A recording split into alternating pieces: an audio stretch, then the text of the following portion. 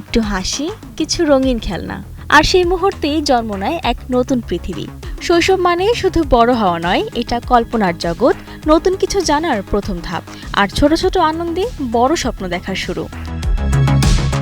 কিন্তু আজকের এই দৌড়ঝাঁপের জীবনে শৈশব যেন ধীরে ধীরে হারিয়ে যাচ্ছে মোবাইল ফোন আর স্ক্রিনের ভিড়ে।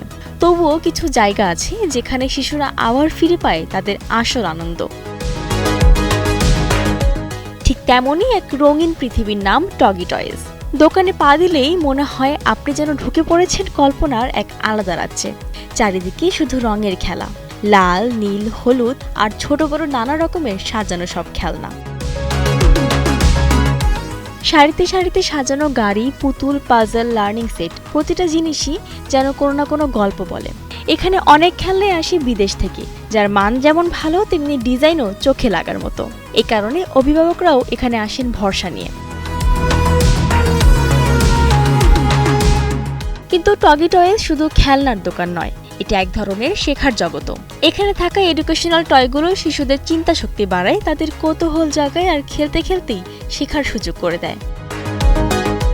শিশুরা যখন এখানে আসে তারা কেবল জিনিস দেখেই না, তারা সেগুলো দিয়ে খেলে, হাসে, দৌড়ায় আর নিজেদের মতো করে এক একটা গল্প বানায়। এখানে সময় যেন থেমে যায়, শুধু থাকে আনন্দ, কল্পনা আর ছোট ছোট স্বপ্ন।